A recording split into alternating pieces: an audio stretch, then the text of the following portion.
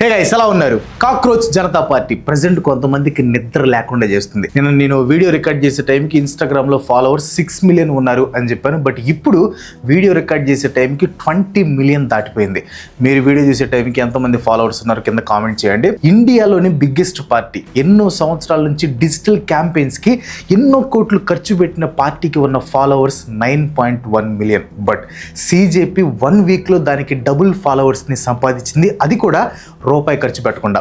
దీన్ని బట్టి మన దేశంలో యూత్ ఎంత ఫ్రస్ట్రేషన్లో ఉన్నారో మనం అర్థం చేసుకోవచ్చు. అయితే దీనికి ఇంత ఫాలోయింగ్ వచ్చి బీజేపీని క్రాస్ చేసి గవర్నమెంట్ని క్వశ్చన్ చేస్తే కొంతమందికి కడుపులు మండుతాయి కదా. సో ఒక రేంజ్లో మండిపోయాయి అనమాట. అది చల్లార్చుకోవడానికి వాళ్ళు ఎప్పుడు చేసే పని ఒకటే చేశారు, అదే ఫేక్ ప్రాపగండా. ప్రజెంట్ ఈ ఫోటో సోషల్ మీడియాలో బాగా ట్రెండ్ అవుతుంది. అఫ్ కోర్స్ బీజేపీ ఐటీసీలు వాళ్ళు బాగా వైరల్ చేస్తున్నారు. సో కాక్రోచ్ జనతా పార్టీ ఫాలోవర్స్లో అంట 49% పాకిస్తాన్ వాళ్ళంట, 14% అమెరికా, 14% బంగ్లాదేశ్ వాళ్ళంట. చాలా మంది ఇది నిజం అనుకుంటున్నారు, అదే కామెడీ. బట్ ఇక్కడ ఒక రియాలిటీ ఉంది. ఫేక్ న్యూస్లతో జనాల్ని ఎంత మోసం చేయొచ్చు, ఎలా బ్రెయిన్ వాష్ చేయొచ్చో ఇది ఒక బెస్ట్ ఎగ్జాంపుల్ అనమాట. అండ్ ఇది నిజం అని చెప్పడానికి వాళ్ళు చూపించే ప్రూఫ్ చూడండి.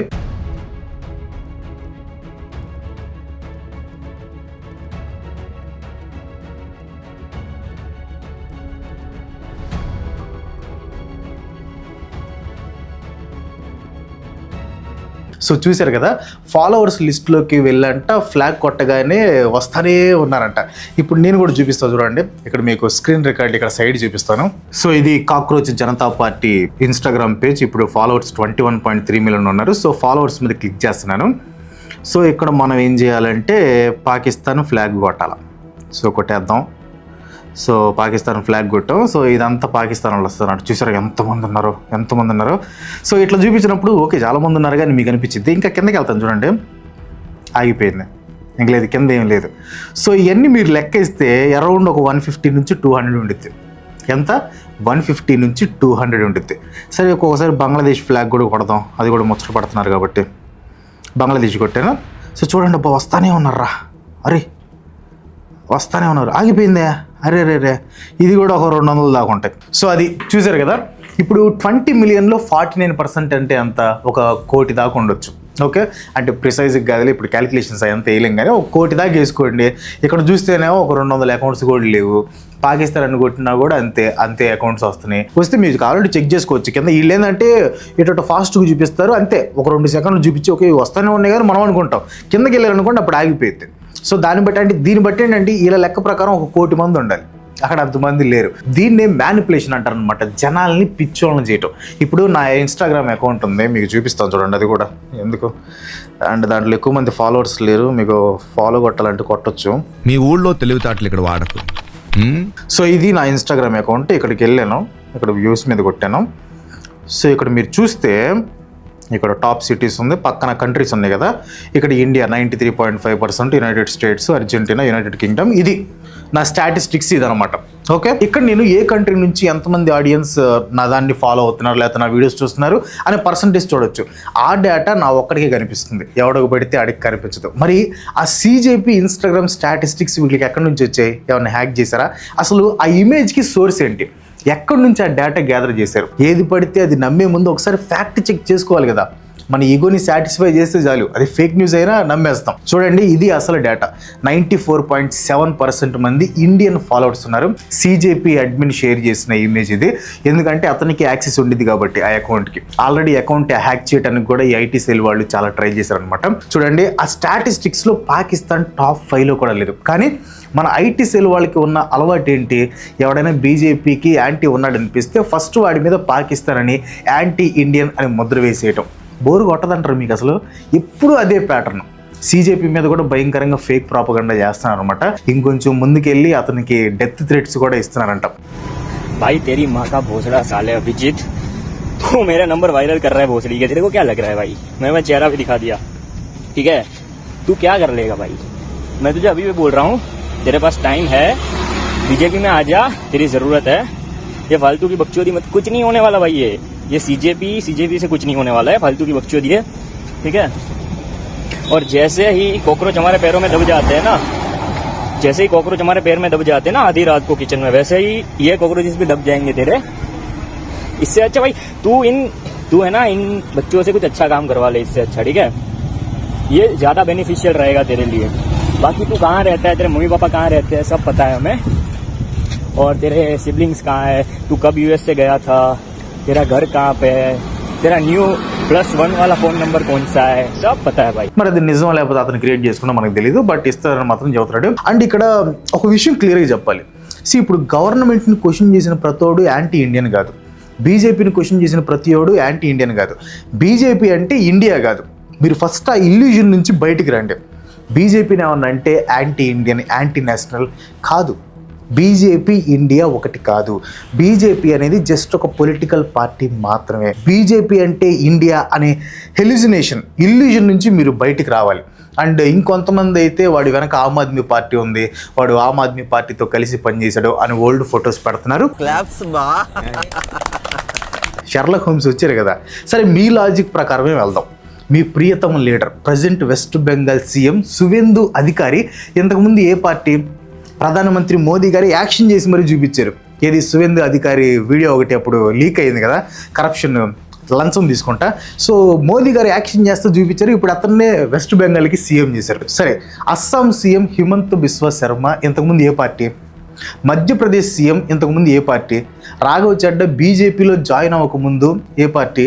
ఒకటి గమనించారు మీరు, బీజేపీలో జాయిన్ అవ్వకముందు Raghav Chadha middle class problems మీద, చాలా ఇష్యూస్ మీద గట్టిగా వాయిస్ రైజ్ చేసేవాడు.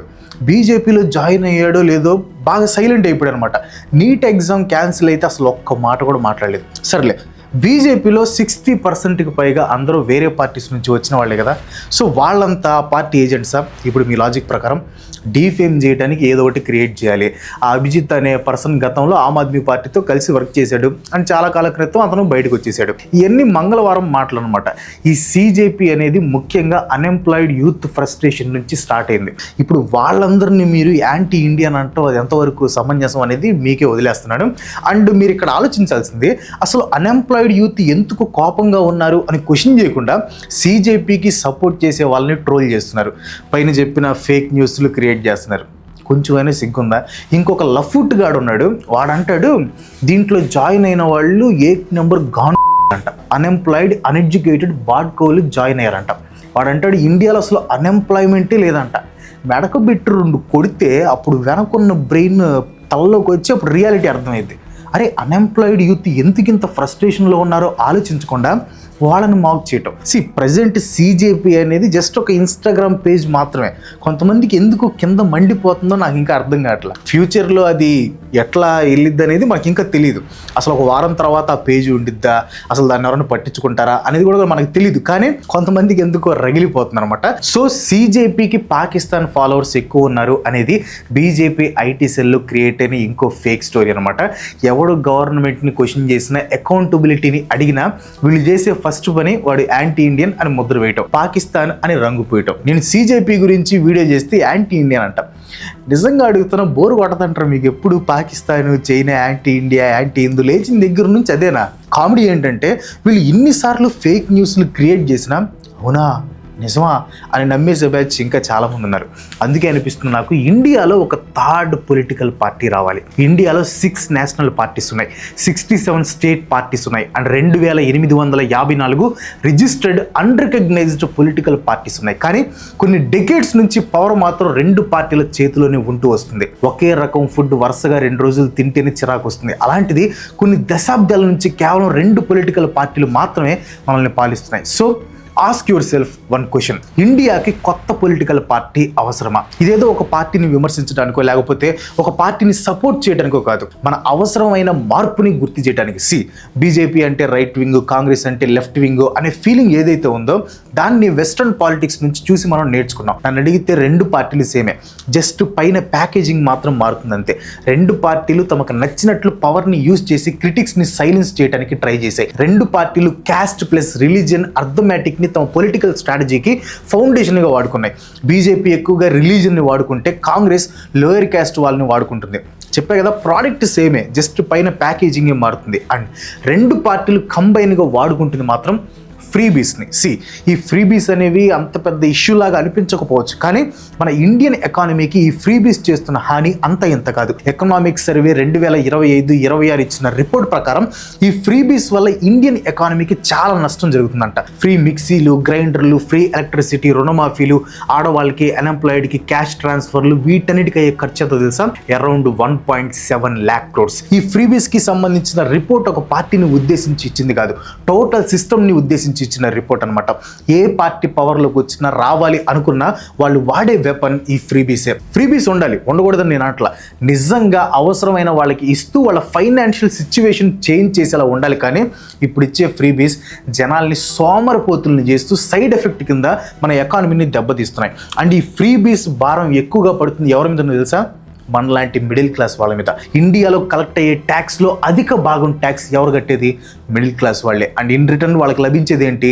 గుంటలు పడిన రోడ్లు, పొల్యూషన్తో నిండిన గాలి, బోనస్గా నీట్ పేపర్ లీక్లు, పెట్రోల్ ప్రైస్ హైక్లు. ఫ్రీబీస్ ఎలక్షన్ని గెలిపిస్తాయి కాబట్టి ఏ పార్టీ అయినా వాటి మీదనే కాన్సన్ట్రేట్ చేస్తుంది. కానీ ఆ ఫ్రీబీస్ భారం మోసి మిడిల్ క్లాస్ వాళ్ళని మాత్రం ఏ పార్టీ పట్టించుకోదు. Maybe it's time for a new party. ఇండియాలో ఉండే ప్రతి సెక్షన్ని పట్టించుకునే పార్టీ రావడానికి ఇదే correct time. Anti incumbency treadmill. ఒక పొలిటికల్ పార్టీ కొత్తగా పవర్లోకి రావాలంటే అప్పటి వరకు పవర్లో ఉన్న పార్టీ మీద ఎంతో కొంత వ్యతిరేకత రావాలి. దీన్నే యాంటీ ఇంక్యుబెసీ అంటారు. కానీ ఈ యాంటీ ఇంక్యుబెసీ అనేది ఒక ప్యాటర్న్ లాగా మారిపోయింది. బికాజ్ ఉన్నది 2 పార్టీలే. సో ఒక్కసారి బీజేపీ పవర్లోకి వస్తే కొన్నేళ్లకి వాళ్ళ మీద వ్యతిరేకత వస్తుంది. అప్పుడు కాంగ్రెస్ పవర్లోకి వస్తుంది.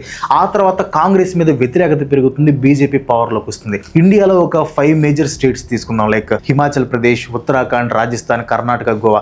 ఈ 5 స్టేట్స్లో 5-year థ్రెడ్ మిల్ ప్యాటర్న్ నడుస్తుంది. ఇక్కడ డేంజరస్ థింగ్ ఏంటంటే 2 పార్టీలకు తెలుసు ఈసారి కాకపోతే నెక్స్ట్ సారి పవర్ వస్తుందని. సో ఇలాంటి ఫీలింగ్ ఉన్నప్పుడు ఏ పార్టీ కూడా జెన్యూన్గా, కంప్లీట్గా జనాలకి మంచి చేయాలి అని ఎందుకు అనుకుంటుంది? మంచి చేయకపోతే పవర్ పోతుంది అని ఏ పార్టీకి లేదు. ఇప్పుడు కాకపోతే నెక్స్ట్ టైం వస్తుంది పవర్ అనే ఫీలింగ్లో ఉండిపోయాయి. దీన్నే డువోపోలీ ట్రాప్ అంటారు. టెలికాం, పాలిటిక్స్, బిజినెస్, దేనిలో అయినా సరే కన్జ్యూమర్స్కి 2 ఆప్షన్స్ ఉంటే కన్జ్యూమర్కి ఉండే నెగోషియేషన్ పవర్ పోతుంది, ప్రోడక్ట్ క్వాలిటీ తగ్గిపోతుంది. ఈ డువోపోలీ ట్రాప్కి చెక్ పెట్టాలంటే ఇంకొకటి కాదు 2-3 పొలిటికల్ పార్టీలు వచ్చి తీరాలి. జనాలకి మంచి చేయకపోతే పవర్ రాదు అనే భయం పొలిటికల్ పార్టీస్కి పుట్టి తీరాలి.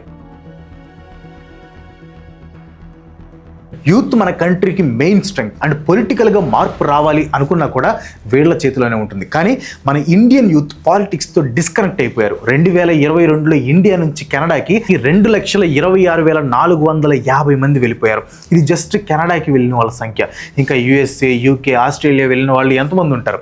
అండ్ ఇలా చదువుకోవడానికి వెళ్ళిన వాళ్ళు ఎంతమంది ఇండియాకి తిరిగి రిటర్న్ వస్తారు? ఇండియాలో సరైన కెరియర్ ఉంటుంది అనే నమ్మకం యూత్లో మెల్లిమెల్లిగా పోతుంది. ఓటు వేయడానికి తప్పితే ఇండియాకి వచ్చే ఆలోచన ఉండట్లేదు. అండ్ ప్రెసెంట్ ఆ ఓటు వేయడానికి కూడా చాలా మంది రావట్లేదు. బికాజ్ ఏ పొలిటికల్ పార్టీకి ఓటు వేసినా అదే situation, unemployment, inflation, no health care. సింపుల్గా చెప్పాలంటే ఇండియాలో ఉండే యూత్ని, ఇండియా బయట ఉంటున్న యూత్ని అట్రాక్ట్ చేసే పొలిటికల్ పార్టీ ప్రెసెంట్ లేకుండా పోయింది. అఫ్ కోర్స్ కొంతమంది రిలీజన్ పేరుతో, క్యాస్ట్ పేరుతో కొంతమందిని ఉన్మాదుల్లాగా తయారు చేస్తారు. కానీ నేను ఓవరాల్గా చెప్తున్నా, ఈ కొద్ది మంది గురించి కాదు. పొలిటికల్ పార్టీస్ అంటే పవర్లోకి వచ్చి డబ్బు దండుకోవటం అనే ఆలోచన యూత్లో మొదలైంది. అందుకే కొత్తగా ఒక పార్టీ, యూత్కి కనెక్ట్ అయ్యే పార్టీ, యూత్తో మాట్లాడే పార్టీ రావాలి. కానీ ఆ పార్టీ ఒక జోక్ లాగా వస్తే, ఒక మీమ్ లాగా వైరల్ అయితే కాక్రోచ్ జనతా పార్టీ. ఇది ఎలా స్టార్ట్ అయింది, వీళ్ళ స్లోగన్ ఏంటి, వీళ్ళ మేనిఫెస్టో, వీటన్ని గురించి నేను డీటెయిల్డ్ వీడియో ఒకటి చేశాను, కావాలంటే వెళ్ళి చూడండి. CJP ఒక సీరియస్ పొలిటికల్ పార్టీ అవుతుందా అని అంటే చెప్పలేం. It's too early to say. Present ఇది ఒక ట్రెండ్, వైరల్ మీమ్స్ లాగే CJP కూడా ప్రతి ఒక్కరి ఫోన్లో కనిపిస్తుంది. సో వీళ్ళు నిజంగా ఒక పొలిటికల్ పార్టీ లాగా మారతారా అనేది ఇప్పుడే చెప్పలేం. బట్ ఈ కాక్రోచ్ మూవ్మెంట్ చాలా ముఖ్యమైన విషయాన్ని మనందరికీ తెలిసేలా చేస్తుంది. ఇండియాలో కొత్త పార్టీ ఎంత అవసరం, కొత్త పార్టీ రావాలి అని జనాలు, ముఖ్యంగా యూత్ ఎంతలా వెయిట్ చేస్తున్నారు, కొత్త ఆలోచనలతో వస్తే సపోర్ట్ ఎలా ఉంటుంది, వీటన్నిటిని CJP ప్రూవ్ చేస్తుంది. ఇక్కడ political lesson CJP real party అవుతుందా లేదా, CJP గవర్నమెంట్ ఫామ్ చేస్తుందా అని కాదు. ఇక్కడ లెసన్ ఏంటంటే ఇండియన్ పాలిటిక్స్లో ఒక మ్యాసివ్ గ్యాప్ ఉంది. ఆ గ్యాప్ని ఫిల్ చేయడానికి ఒక సీరియస్ పొలిటికల్ పార్టీ వస్తే సిస్టమ్ మొత్తం చేంజ్ అవుతుంది. మనం ఒక కొత్త పార్టీ ఎలా ఉండాలి అని మాట్లాడుకునే ముందు ఈ కంట్రీలో నిజంగానే ఒక డిఫరెంట్ ఐడియాలజీతో ట్రై చేసి కొన్ని రోజుల్లో పీక్ లెవెల్ సక్సెస్ చూసిన ఒక గ్రేట్ హిస్టారికల్ పార్టీ గురించి మాట్లాడుకుందాం. 1959లో సి రాజగోపాలాచారి గారు, ఆయన గాంధీ గారికి చాలా క్లోజ్ పొలిటికల్ ఫ్రెండ్ అనమాట. అలాంటి పర్సన్ అప్పట్లో నెహ్రూ గారు తీసుకొచ్చిన సోషలిస్ట్ పాలసీలను చూసి ఒక రాడికల్ డెసిషన్ తీసుకున్నారు. కాంగ్రెస్ నుంచి బయటకు వచ్చేసి స్వతంత్ర పార్టీని స్టార్ట్ చేశారు. ఆ పార్టీ ఫౌండింగ్ ప్రిన్సిపల్ ఎంత ఎలిగెంట్గా, ఎంత రాడికల్గా ఉండేది తెలుసా? ప్రజలకి మ్యాక్సిమం ఫ్రీడమ్ ఉండాలి, గవర్నమెంట్ నుంచి మినిమం ఇంటర్ఫీరెన్స్ మాత్రమే ఉండాలి అని చెప్పారు. ఫ్రీ మార్కెట్స్ ఉండాలి, ప్రైవేట్ బస్సులకి సపోర్ట్ ఇవ్వాలి, ఫార్మర్స్కి ల్యాండ్ రైట్స్ ఇవ్వాలి అని స్ట్రాంగ్గా నిలబడ్డారు. నిజంగా చెప్పాలంటే ఈ రోజుల్లో మనం వాడుతున్న లిబర్టేరియన్ అనే వర్డ్ మెయిన్ స్ట్రీమ్ ఇండియా వొకాబులరీలోకి రాకముందే ఆయన పాలిటిక్స్లో గ్రౌండ్ లెవెల్లో చేసి చూపించారు. అప్పట్లో ఆ పార్టీ క్రియేట్ చేసిన హిస్టరీ మామూలుది కాదు. పార్టీ పెట్టిన జస్ట్ 8 సంవత్సరాల్లోనే, అంటే 1967లో ఈ స్వతంత్ర పార్టీ ఏకంగా లోక్సభలో సింగిల్ లార్జెస్ట్ అపోజిషన్ పార్టీగా నిలబడింది. ఒక్కసారి ఆలోచించండి, ఎలాంటి క్యాస్ట్ క్యాలిక్యులేషన్స్ లేవు, రిలీజియస్ సెంటిమెంట్స్ లేవు, రీజనల్ లాంగ్వేజ్ సెంటిమెంట్లు కూడా అస్సలు లేవు. ఓన్లీ ఐడియాస్ అండ్ పాలసీస్ అనే ఒక్క నమ్మకం మీద నిలబడి ఆ రోజుల్లోనే నేషనల్ ఎలక్షన్స్లో 44 సీట్స్లో విన్ అయ్యారు. జనాలు ఓన్లీ ఆ లీడర్లో నిజాయితీని, ఐడియాలజీని చూసి ఓట్లు వేసి గెలిపించారు. కానీ బ్యాడ్ లక్ ఏంటంటే 1992లో రాజగోపాలాచారి గారు చనిపోయారు. ఇంట్లో ఈగలకి చోటిస్తే ఇల్లంతా నాశనం చేసినట్లు. ఆ తర్వాత పార్టీలో ఇంటర్నల్ ఫ్యాక్షన్స్ కానీ గ్రూప్ పాలిటిక్స్ ఎక్కువైపోయి పార్టీని చీల్చేశాయి. 1974 నాటికి ఆ పార్టీ హిస్టరీలోనే కలిసిపోయింది. ఎక్స్పెరిమెంట్ ఎండ్ అయిపోయింది.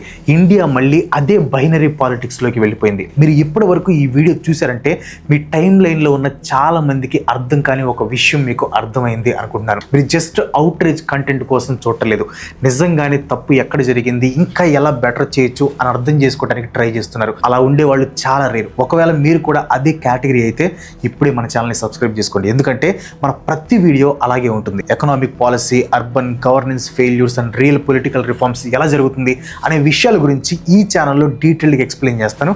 ఆ కాన్వర్జేషన్ని మీరు మిస్ అవ్వకూడదు అనుకుంటే మన ఛానల్ని వెంటనే సబ్స్క్రైబ్ చేసుకుని పక్కనే ఉన్న గంట సింబల్ కూడా యాక్టివేట్ చేయండి. అలాగే ఈ వీడియోని మీ ఐడియాస్తో నిజంగానే ఎంగేజ్ అయ్యే ఒక పర్సన్కి షేర్ చేయండి, ఆర్గ్యూ చేసే వాళ్ళకి కాదు. అసలు ఈ రోజుల్లో నిజంగా ఒక జెన్యూన్ పొలిటికల్ పార్టీ రావాలనుకుంటే అసలు అది దేనికోసం స్టాండ్ తీసుకోవాలి అనేది చూద్దాం. ఇది కాక్రోచ్ జనతా పార్టీకి కూడా వర్తిస్తుంది. ఫస్ట్ వన్, కొత్త పొలిటికల్ పార్టీకి ఐడియాలజికల్ ప్యూరిటీ కంటే జనాలకి ఏది బెనిఫిట్ అనే ఒక ఎకనామిక్ ప్రాగ్మెటిజం చాలా ఇంపార్టెంట్. ఆ పార్టీ మార్కెట్లో ఫ్రీ కాంపిటీషన్కి స్ట్రాంగ్గా సపోర్ట్ చేయాలి. టెలికాం, బ్యాంకింగ్ లేదా రిటైల్ సెక్టర్ ఏదైనా సరే గవర్నమెంట్ మోనోపోలీగా ఉండకూడదు. మార్కెట్లో ఉండే ఫ్రీ కాంపిటీషన్ మాత్రమే ఒక కామన్ ఇండియన్కి ఎక్కువ వాల్యూ ఇచ్చింది అని డేటా క్లియర్గా చెప్తుంది. అండ్ సెకండ్ వన్, ఇండియాకి కంప్లీట్గా అర్బన్ ఇష్యూస్ మీద ఫోకస్ చేసే పార్టీ కావాలి. Is of living, public infrastructure quality and public services మీద ఫోకస్ ఉండాలి తప్ప దానికోసం రిలీజియన్, క్యాస్ట్, లాంగ్వేజ్, రీజన్ లాంటి ఎమోషనల్ సెంటిమెంట్స్ మీద డిపెండ్ అవ్వకూడదు. మన సిటీలు ఎకనామిక్ ఇంజిన్స్ లాంటివి, కానీ అవి గ్రౌండ్లోకి పడిపోతున్నాయి. ఢిల్లీ, ముంబై అండ్ బెంగళూరులో ఎయిర్ క్వాలిటీ దారుణంగా పడిపోయింది. వాటర్ ఇన్ఫ్రాస్ట్రక్చర్ మొత్తం డిమాలిష్ అయిపోయింది. వారు కంటే ట్రాఫిక్ వల్ల ఎక్కువ మంది ఇండియన్స్ రోడ్ల మీద చనిపోతున్నారు. ఇవన్నీ సాల్వ్ అవ్వాలంటే దానికి ఒక కాంపిటెంట్ గవర్నెన్స్ కావాలి. అండ్ థర్డ్ వన్ వచ్చేసి హానెస్ట్ వెల్ఫేర్ పాలసీ ఉండాలి. కొత్త పార్టీ వచ్చి మేము రాగానే వెల్ఫేర్ స్కీమ్స్ అని టోటల్గా ఎలిమినేట్ చేస్తామని చెప్పకూడదు. అది ప్రాక్టికల్గా ఇంపాసిబుల్ కూడా అండ్ ఎకనామిక్గా కూడా తప్పు. కానీ ఏ స్కీమ్ జనాల లాంగ్ టర్మ్ క్యాపబిలిటీని పెంచుతాయి అండ్ ఏ స్కీమ్స్ ఎలక్షన్ ముందు ఓట్స్ కోసం విసిరే క్యాష్ ఇంజెక్షన్స్ అనే విషయం మీద బ్రూటల్ హానెస్ట్గా ఉండాలి. Nobel award winner economist Amartya Sen గారి క్యాపబిలిటీ అప్పుడు సజెస్ట్ చేసినట్లు రియల్ వెల్ఫేర్ అనేది హ్యూమన్ ఫ్రీడమ్ని అండ్ ఓన్గా బ్రతికే క్యాపబిలిటీని పెంచాలి. అంతేగాని జస్ట్ టెంపరీగా ఆకలి తీర్చి మళ్ళీ ఓట్ల కోసం పదే క్యూ లైన్స్లో నిలబెట్టకూడదు. And fourth one, bureaucratic and regulatory reform. మన దేశంలో బిజినెస్ రన్ చేసేవాళ్ళు, మెయిన్గా ఎంఎస్ఎంఈలు నడిపేవాళ్ళు ఈ రూల్స్ అండ్ రెగ్యులేషన్స్ కాంప్లెక్సిటీ వల్ల సఫికేట్ అవుతున్నారు అనమాట. ప్రతి కొత్త ఎంటర్ప్రెన్యూర్కి అర్థమయ్యే ఫస్ట్ విషయం ఏంటంటే బిజినెస్ ఆపరేటింగ్ కాస్ట్ కంటే government tax and permission cost ఎక్కువ బర్డెన్ అవుతుంది. ఈ ఫ్రిక్షన్ని తగ్గించడానికి సీరియస్గా కమిట్ అయ్యి పక్కా టార్గెట్స్తో క్యాంపెయిన్ చేసే పార్టీ వస్తే ఈ కంట్రీలో పెరుగుతున్న బిజినెస్ క్లాస్ మొత్తం ఆ పార్టీ వెనక ఆర్మీ లాగా నిలబడుతుంది. And 5th one, last and most important point, free speech అనేది నాన్ నెగోషియబుల్ అవ్వాలి. ప్రెసెంట్ పవర్లోకి వచ్చిన ప్రతి పార్టీ, అది బీజేపీ అవ్వచ్చు, కాంగ్రెస్ అవ్వచ్చు, ఏదైనా సరే తమని క్రిటిసైజ్ చేస్తూ చాలు ఆ వాయిస్ని సప్రెస్ చేయడానికి లీగల్ మెకానిజమ్స్ వాడుతున్నాయి. ఒక కొత్త పొలిటికల్ మూవ్మెంట్కి ఫ్రీ ఎక్స్ప్రెషన్ అనేది కేవలం ఒక ఎలక్షన్ స్లోగన్ కాకూడదు, అదొక కాన్స్టిట్యూషనల్ కమిట్మెంట్ అవ్వాలి. ఈ ఎంటైర్ కాన్వర్జేషన్లోనే అన్నిటికంటే most interesting and mind block అయ్యి ఇంటెలెక్చువల్ క్వశ్చన్ ఒకటి ఉంది. కేర్ఫుల్గా వినండి. ఒక కొత్త పొలిటికల్ ఫోర్స్ తన పవర్ ఏంటో, తన వాల్యూ ఏంటో ప్రూవ్ చేసుకోవాలంటే ప్రతిసారి ఎలక్షన్స్లో గెలవాల్సిన అవసరం నిజంగానే ఉందా? హిస్టారికల్గా చూస్తే దీనికి ఆన్సర్ నో అనే చెప్పాలి. ఎందుకంటే డెమోక్రటిక్ హిస్టరీలో కంట్రీ డైరెక్షన్ని చేంజ్ చేసిన ఎన్నో పవర్ఫుల్ పొలిటికల్ మూమెంట్స్ అనేవి ఎలక్షన్స్లో ఎప్పుడూ గెలవలేదు. కానీ ఈ పొలిటికల్ సిస్టంలో దేని గురించి మాట్లాడాలి అనే విషయాన్ని అవి కంప్లీట్గా చేంజ్ చేశాయి. పెద్ద పెద్ద రూలింగ్ పార్టీల కాలర్ పట్టుకొని ఆన్సర్ చెప్పేలా ఇవి ఫోర్స్ చేశాయి. అమెరికాలో రాస్ పిరోట్ అనే లీడర్ ఎప్పుడు ప్రెసిడెంట్గా గెలవలేదు, కానీ ఫెడరల్ డెఫిసిట్ గురించి అక్కడ 2 మేజర్ పార్టీలు మాట్లాడే స్టైల్ని పర్మనెంట్గా చేంజ్ చేశాడు. బ్రిటన్లోని నిగల్ ఫెరేగ్ అండర్లోని బ్రెక్సిట్ పార్టీ ఎప్పుడు గవర్నమెంట్ని ఫామ్ చేయలేదు, కానీ చివరికి అక్కడి కన్జర్వేటివ్ పార్టీ తమ హిస్టరీలోనే బిగ్గెస్ట్ పాలసీని రివర్స్ చేసుకునేలాగా ఈ పార్టీ ఫోర్స్ చేసింది. ఒకసారి CJPని మళ్ళీ చూడండి, కానీ ఈసారి ఆ ఫన్నీ మీమ్స్ అన్ని పక్కన పెట్టి సీరియస్గా చూడండి. దేశంలోని పెద్ద పెద్ద లీడర్లు మేజర్ పార్టీలు అసలు పట్టించుకొని యంగ్ ఓటర్స్ లోపల దాచుకున్న ఒక పెద్ద ఫ్రస్ట్రేషన్ చుట్టూ జస్ట్ కొన్ని రోజుల్లోనే 2 కోట్ల మందిని కదిలించిన ఒక మ్యాసివ్ మూమెంట్ ఇది. జడ్జెస్కి పోస్ట్ రిటైర్మెంట్ తర్వాత రాజ్యసభ పోస్టులు ఇవ్వకూడదు అనే ఒక డిమాండ్, నీట్ ఎగ్జామ్ వల్ల అన్యాయం జరిగిన స్టూడెంట్స్కి స్ట్రాంగ్ సపోర్ట్, పార్లమెంట్లో ఉమెన్ రిప్రజెంటేషన్, ఇవన్నీ పైకి సెటరికల్ క్లాత్స్ వేసుకున్నట్లు కనిపిస్తున్నా లోపల మాత్రం చాలా serious and real policy demands దాగున్నాయి. ఒకవేళ ఈ డిజిటల్ తిరుగుబాటు కనుక ఒక పక్క ప్రెషర్ మూమెంట్ లాగా ట్రాన్స్ఫార్మ్ అయితే సీన్ మొత్తం మారిపోతుంది. రేపు కనుక వీళ్ళు RTIs ఫైల్ చేయటం, మున్సిపల్ ఎలక్షన్స్లో కంటెస్ట్ చేయటం, సివిక్ ఎంగేజ్మెంట్ ఇన్ఫ్రాస్ట్రక్చర్ని బిల్డ్ చేసి తప్పు చేసిన లీడర్స్ని కెమెరాల ముందు క్వశ్చన్ చేయడం లాంటి పనులు చేస్తే ఇండియాలో ఎప్పుడూ లేని ఒక బ్రాండ్ న్యూ ఫోర్స్ రెడీ అవుతుంది. ఇప్పటి వరకు ఏ పొలిటికల్ పార్టీలో తమ వాయిస్ని వినిపించని కోట్ల మంది యూత్ ఒక్కటవుతున్నారు. వాళ్ళందరూ కలిసి అర్బన్ మిడిల్ క్లాస్ ఇంట్రెస్ట్లని రిప్రజెంట్ చేసే ఒక ఆర్గనైజ్డ్ యూత్ అపోజిషన్ లాగా మారే ఛాన్స్ ఉంది. దానికోసం 272 సీట్లు గెలిచి కంట్రీని రూల్ చేయాల్సిన అవసరం లేదు. రూలింగ్ పార్టీ మన సిటీస్ ని, యూత్ ని ఇగ్నోర్ చేయలేని విధంగా కొన్ని అర్బన్ కాన్స్టిట్యూషన్స్ లో స్ట్రాంగ్ కాంపిటీషన్ ఇచ్చి కొన్ని సీట్స్ గెలిస్తే చాలు. పార్లమెంట్ లో కూర్చొని ఇప్పటి వరకు ఏ ఒక్కడు అడగటానికి కూడా ధైర్యం చేయని షార్ప్ క్వశ్చన్స్ ని అడిగే ఒకే ఒక స్ట్రాంగ్ వాయిస్ గా నిలబడితే చాలు, హిస్టరీ క్రియేట్ అవుతుంది. ఒక పొలిటికల్ మూవ్మెంట్కి ఇది ఛాలెంజింగ్ అండ్ హిస్టారికల్గా ప్రూవ్ అయిన మోస్ట్ లెజిటిమేట్ రోల్. ఇక్కడ ఉన్న క్వశ్చన్ ఏంటంటే, మనం నిజంగా ఇలాంటి ఒక గొప్ప సిస్టమ్ని బిల్డ్ చేయడానికి విల్లింగ్గా ఉన్నామా? ఏదో సోషల్ మీడియాలో మీమ్స్ పోస్ట్ చేయడం కాదు, ఎక్స్ బయోలో ఐ ర్యాంట్ ప్రొఫెషనల్లీ అని టైప్ చేయడం కాదు, మున్సిపల్ ఎలక్షన్స్లో ఓటు వేయడానికి లైన్లో నిలబడాలి, కరప్షన్కి అగెనిస్ట్గా RTIs ఫైల్ చేయాలి, మన లోకల్ లీడర్స్ని, కార్పొరేటర్స్ని, MLAలని కెమెరా ముందు రిటర్న్ ఫామ్లో మన పబ్లిక్ మనీతో మీరు ఏం చేస్తున్నారో లెక్క చెప్పండి అని డిమాండ్ చేయడం ద్వారా మాత్రమే మార్పు వస్తుంది. ఒకటి గుర్తుపెట్టుకోండి, డెమోక్రసీలో పొలిటికల్ చేంజ్ అనేది ఒక నైట్లో వచ్చే రెవల్యూషన్ కాదు, అది మనం చేసే చిన్న చిన్న పనులు, డైలీ మనం చూపించే సివిల్ రెస్పాన్సిబిలిటీస్ అన్నీ ఒక్కటిగా కలిసి ఒక మౌంటైన్లా ఫామ్ అవుతాయి, చివరికి ఈ సిస్టమ్ని మార్చేస్తాయి. That's today. ఈ వీడియో మీకు అనిపిస్తుంది కదా, కామెంట్లో పోస్ట్ చేయండి, వీడియోస్ లైక్ కొట్టి మీ ఫ్రెండ్స్ షేర్ చేయండి. ఇలాంటి వీడియోస్ మళ్ళీ చేయడం నాకు సపోర్ట్ చేయాలనుకుంటే వెంటనే మన ఛానల్ సబ్స్క్రైబ్ చేసుకోండి. ఇంకో మంచి మళ్ళీ కలుసుకుందాం. మాత్రం సెలవు, బై బాయ్.